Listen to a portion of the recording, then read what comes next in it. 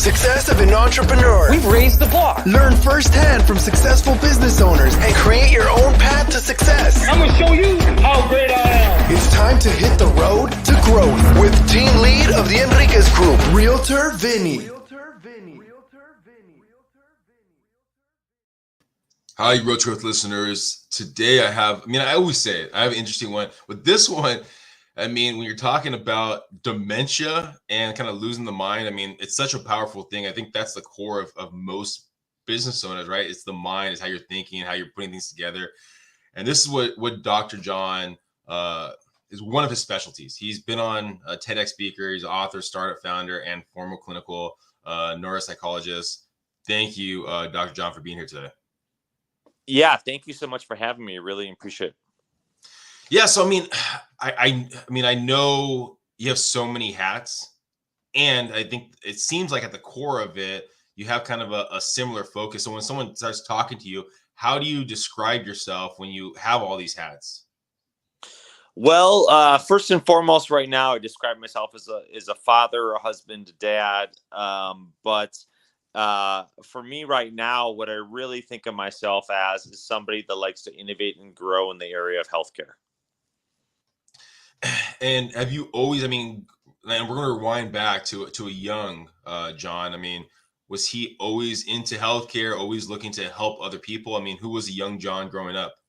Yeah, I think I wasn't always into healthcare, but I would say that I was always looking to help other people. I think that that's a very accurate statement.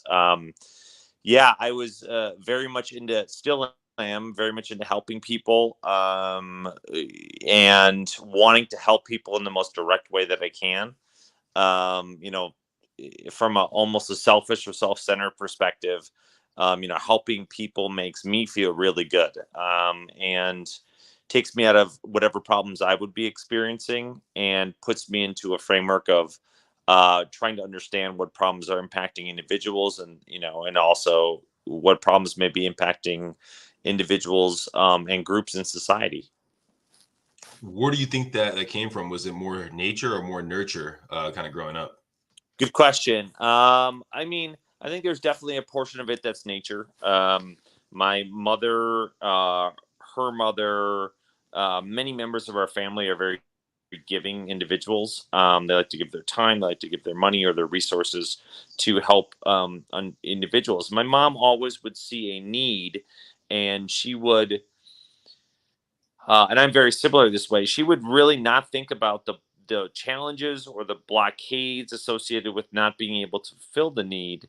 What she did is she just went about trying to fill whatever need existed. And I find myself probably to even a greater degree being myopic in my pursuits in trying to help people. So I see a need, and whereas others maybe much more rationally would say, well, okay, these are the roadblocks in getting there, or this is the resources that we need, and we need X, Y, and Z. I sort of almost, to a fault at times, zealously go after trying to fulfill the need. And, I think in some ways that's made me successful. In other ways, that's, been a double-edged sword. But it's certainly my personality to zealously pursue things in somewhat of a myopic way. When you're growing up looking to help other people, what guided you to go into the medical field?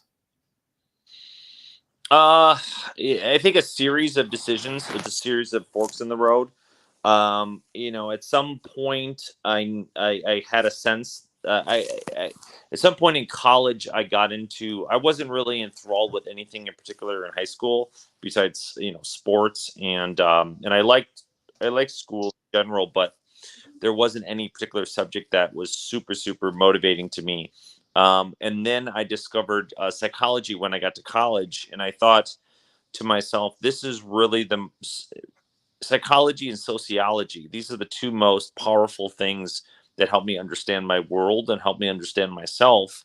And they provide me with a series of powerful tools that I can use to help others and impact others in society. So I felt like in my freshman year of college, I got exposed to really great professors in those areas and just really took off from there. And then after college, I liked school. higher education. So I wanted to pursue it, and thought that clinical psychology was the route to go. And did that. And then when I was in my master's program, was more exposed to neuropsychology, the study of the brain and how it impacts behavior. And then took on an additional 5 years of graduate school after my master's program to pursue clinical neuropsychology, and then another fork in the road after that, and really wanted to pursue geriatric clinical neuropsychology, and then I also do a little bit of sports neuropsychology. So a lot of different forks in the road. So after high school, you're talking about, what is that, around 10 years or so of schooling? After high school, there was 6, 11, 12, 14, if you count postdoc. Okay. So 14 years of schooling. At that same time, were you working at other, locations? I mean, how are you making income to survive? Yeah. So, student loans, obviously, a big part of going to school. So took out a bunch of student loans. And then in terms of income, I would, if I got fortunate, I would teach as a teaching assistant. So teach classes, intro to psychology, work as a research assistant, work at an internship level. You weren't making a lot of money, but you were making enough to live on.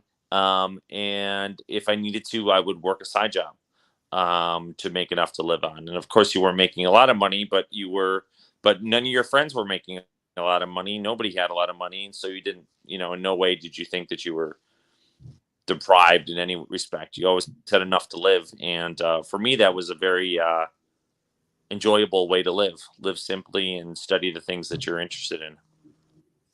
What was driving? Because I think for people listening, right? I mean, I've had some people that don't go to college and they go straight into starting their business. I mean, for you, putting so much time into growing your knowledge base, I mean, what was that driving factor? Say, okay, you get to one journey and you're like, okay, I got to add another 4 years to get to this next one. I got to add another 5 years to get to this one. What was driving you to say, I need to know more? One, it's just, you do have that internal drive that hopefully, at least for me, is really very myopic in the sense that it doesn't really take into account other things in life. All my friends had graduated college and had gotten jobs, and by the time I had graduated from postdoc, they had kids and had houses and were well into their careers at that point. I never really envied them. And I never really was jealous of that. I really had fun and loved my course of study, and I didn't really want material things. There wasn't like they would have a car and I would say, oh yes, it would be great to have a nice car. I really was myopically pursuing that. And also I really loved the course of study. I loved learning, and there was always more to learn. So I've always had a thirst of wanting to know something, know it as completely as I can. It always bothered me and still bothers me if I don't know something, if I'm just guessing at it, especially when it involves other people. So I think there's that internal drive for me, it wasn't about getting a degree or having a certain level of prestige academically. I think if it's about that, then it's probably a much harder road. For me, it was really truly about the knowledge base, and I had a great time while I was doing it. When was the point and when did it happen that you go, I know enough that I can help other people grow? I mean, I know you were, teaching and helping throughout the process of learning, doing the TED Talks, writing books, being a speaker. Now you know the point that I have enough information that I can help other people out. What was that point? Was it when you officially graduated from your last set of schooling, or when did that actually happen? That's a really good question. I've never been asked that before. I think part of me probably, maybe to a fault, never feels like I know enough. And it's usually 9 times out of 10, it's usually somebody else coming up to me and saying, hey, I think this would be really good for you. Or they might hear me speak or hear me in the office and say, man, you have something that you need to share with others. And still to this day, despite what I've done, I it's not that I don't want to share any knowledge with others. I just truly think that I don't have a ton of knowledge. It's usually other people coming to me and saying, you should do a TED talk, or you should do this, or you should do a Netflix documentary, you should do something. And then I think, oh, well, maybe that would be good. I think from a medical standpoint, from a neurobiological standpoint, there's a lot left to be known, and I don't pretend to know a lot of it or all of it. From a societal standpoint, in terms of the impact that dementia is going to have on others, that is a piece that I feel motivated to get out to a much wider audience. Not as somebody that's here to, guide everybody, but as a sort of public service announcement type of thing. I still sort of come back to the idea and thought that I have a ton to learn, and I certainly don't consider myself in a lot of ways an expert. I just consider myself somebody who is open to divergent information and tries to incorporate that information to help myself and others. And I really, really like interacting with the public. I like talking to people and helping to have a dialogue about societally impactful topics. So it sounds like, I mean, a lot of the opportunities that you've taken on have been, hey, this opportunity arise, John, you would be probably a great fit for it. I mean, when you get those opportunities that come about, how do you assess them to actually see if you would be the right fit for that opportunity?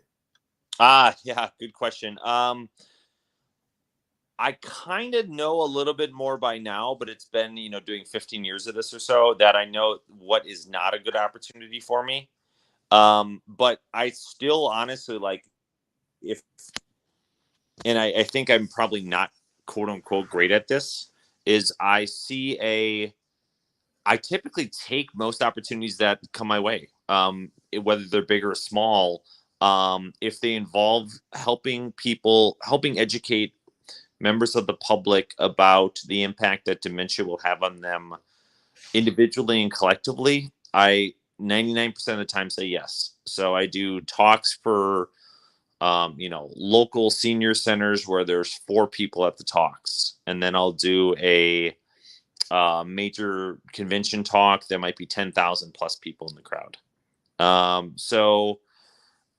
If I can make it there and it fits within my schedule, that's I'm all about doing it, because I was really motivated, by a number of people, but one of the individuals that I was very motivated by when I found out more information about him was Wayne Dyer.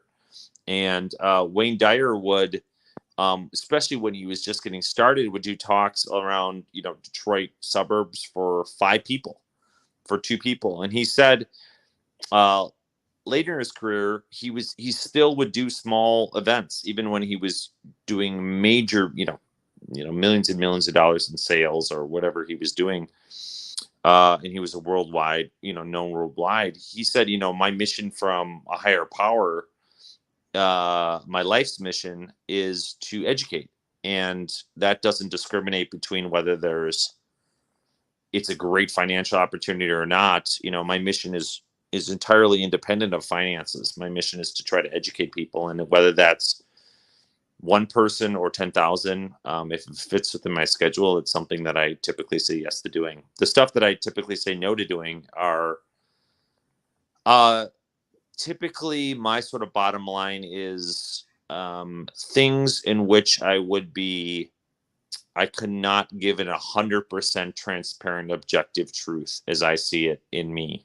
So if it involves, I'm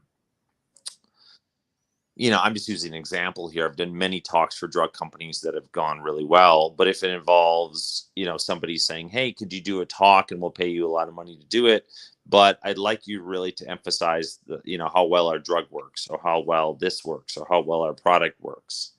And that's just not something that I'm about. Typically, that is just, that's to me a spiritual no-no. When you left, all your schooling and started building your brand, right? What are some things that you've learned over time of, you know what, this is what I should be doing when I'm building my brand out of being with the TED Talk, being with the writing the books, being a speaker. I mean, because do you assess your brand? I mean, frequently, or is it just kind of organically kind of been growing?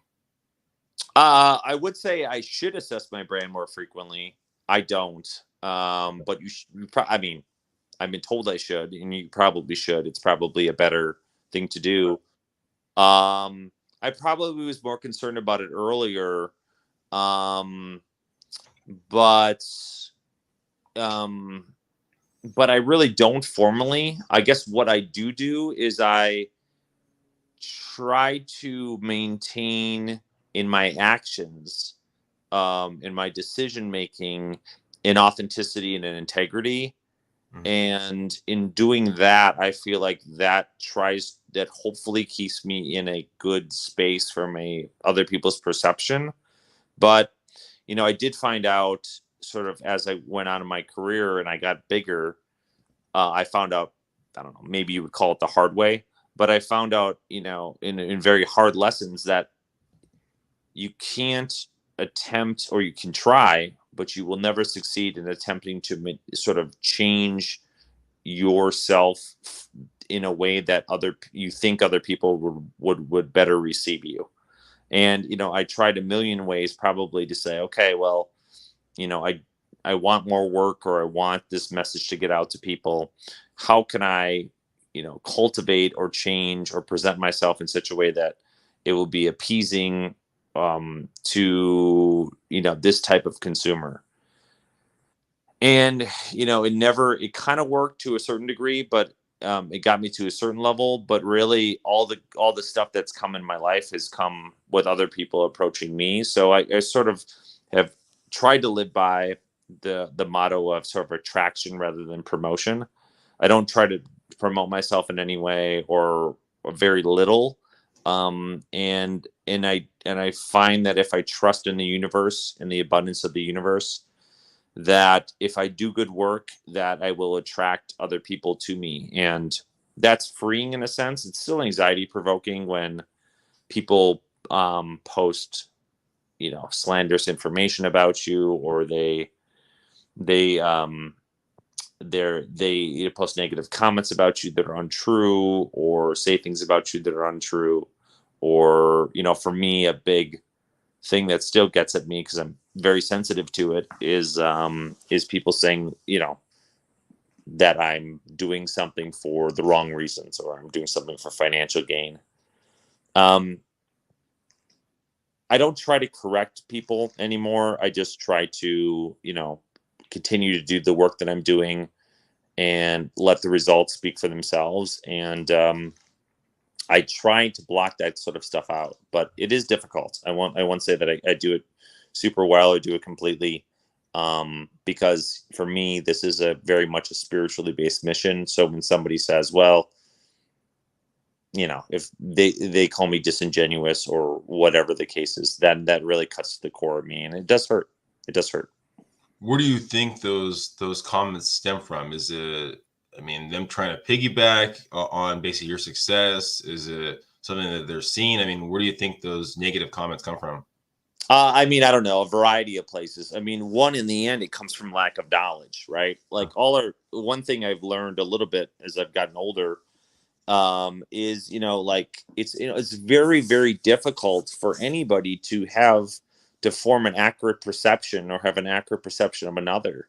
We just don't know enough information, right? It's like it's impossible to know enough information. Like, there's only two people in the world that know my financial status, and that, or maybe three: myself, my wife, and my accountant.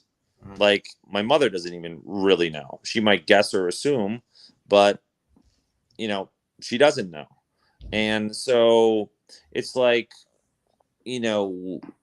I sort of say, like, how, I sort of say to myself, how could they know?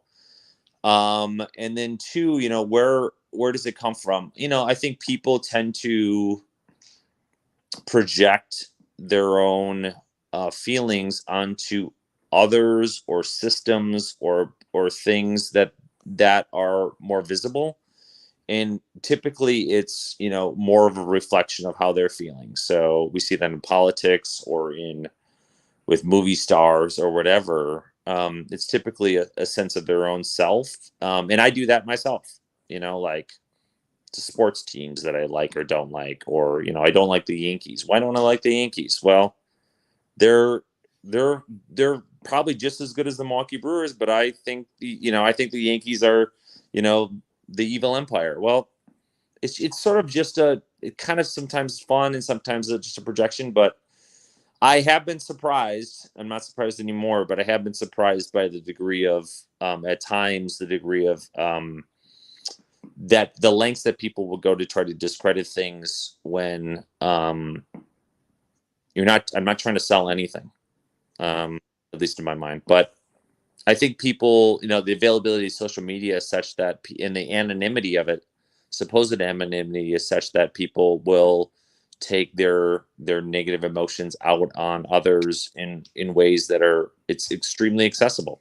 So I don't know, man. I will say this though, like I'm not going to stand up here at any time and pretend that it doesn't bother me. Like it bothers me less, but it bothers me. It definitely does. Do you think there will ever be a point where it won't bother you, where you'll have enough success where it won't be able to affect you? Hopefully not, honestly. I mean, in some ways I'd like it to. That's a great question. I mean, at some level, I sort of, from a selfish perspective, would like it to not bother me. But it doesn't bother me in the sense that I know myself and I know my intentions, and I think the people around me know them too. But so it doesn't bother me that somebody that doesn't know me would take a pot shot at me. But like, if this was just a business for me, then it would not bother me. But the fact that I feel like this is a mission that the universe, God, higher power, great spirit has called on me and others, but me to do. If somebody says, that I'm a liar or a cheater or I'm disingenuous in any way, then to me it cuts at the core of my integrity, even if they don't know me. So to me, the fact that it's that sort of relationship for me, I guess in some sense, in a weird way, it's good that I am bothered by it because I care a lot about my integrity. And I do take people's like valid comments to heart, and I do try to change my behavior, my perception on the basis of those valid comments. And there are many, many valid comments. So 90% of them are very valid and, whatever. But yeah, I mean, I still do care. I don't spend, I'm not up at night because of them, but I will, if somebody brings them to me and I will read them, I will take it to heart. Let's talk about a more positive topic, and dementia, and kind of the platform that you're kind of putting out there with Smart. Can you kind of talk a little more about that?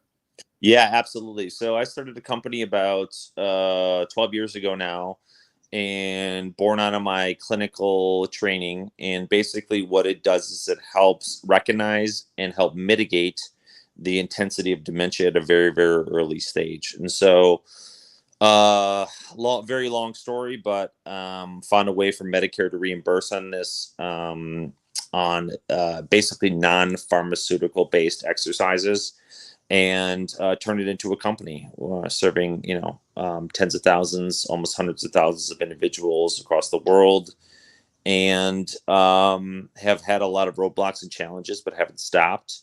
And really proud of what we've accomplished, the people that have been working with us and for us. What I mean, so you said it's not medical, but it's more action based. Is that was I picking up? Yeah. Yeah, exactly right. Yeah. So basically, and I think more on this topic is maybe found in my book or my TED Talk or the documentary. But basically, the idea that drugs can somehow prevent or forestall or reverse dementia has been a real fallacy that has been perpetuated in from the medical community to society in the last 10 to 15 or more years. So that is untrue. I mean, the drugs that we have are very, very minimally effective. They work at less than 5% efficacy only when they're getting the early stages. And in the early stages, they are never prescribed at the early stages. They're mostly prescribed at the later stages. So it's a one, it's sort of a challenge in getting the correct information out there. And two, we know that the best way of helping mitigate dementia is one, cardiovascular exercise, but then two, having the right kind of brain exercise. And just to sort of put out, I'm fairly redundant about this, but to put out very clearly, this exercise is not beholden or attached to any one product.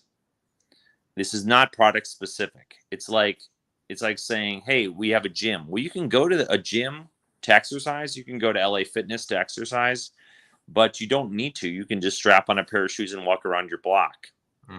So exercise is not beholden to any gym. So this brain exercise is not beholden to any product. We happen to have a product that works or a series of products, but if you're doing stuff on your own, that's my number one goal, is to have somebody out there doing the stuff on their own. So the idea that people should be doing the right kind of brain exercise means that people have been told, seniors, that, hey, keep your brain active, do the right things with your brain.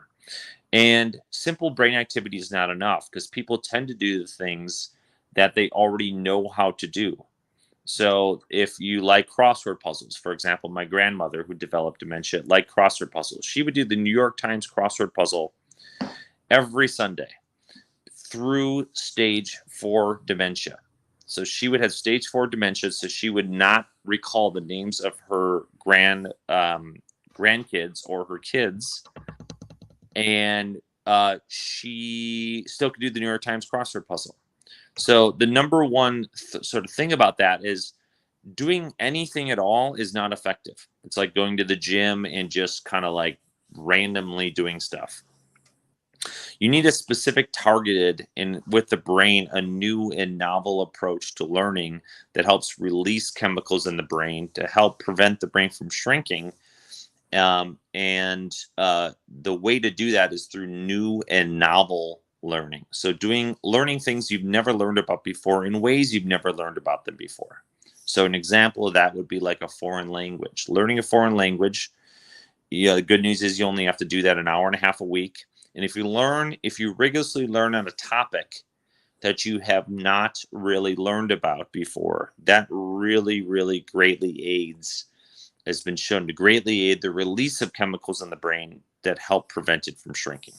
And that helps mitigate dementia. It does not reverse, it does not prevent, but it lessens the severity and it pushes out the start of the process.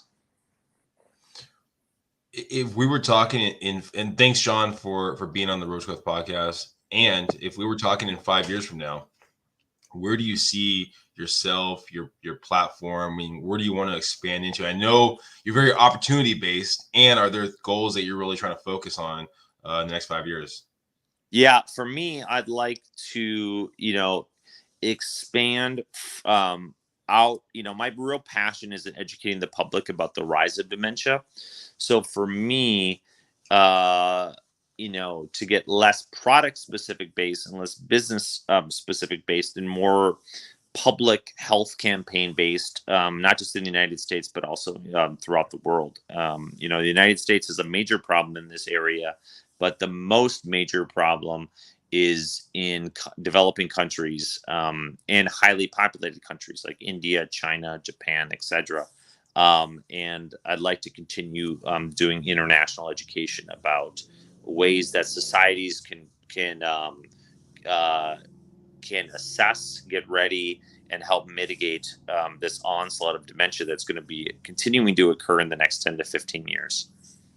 If someone's listening right now and they're looking to see when you're going to have your next speaking engagement or look at past TED Talks or just find more information about you, what's the best way of getting more information? My website is John, John, DenBoer, DenBoer.com. So johndenboer.com. And then there's another website. I think it's called This Is Dementia. thisisdementia.com, all one word. And that has a link to the documentary as well as to my book on there. But Alzheimer's Association has good information. International Alzheimer's Association, also Alzheimer's Disease International has some good information. So there's good information out there, but information about me can be found on my website. And then go in the show notes too. Show notes below. You'll find a lot of John's information there. John, I want to finish off with this last question. Again, thank you so much for being on the Road Growth podcast. If you could give any advice to your younger self, that person that just graduated from high school and was starting their path of higher education, what advice would you give them?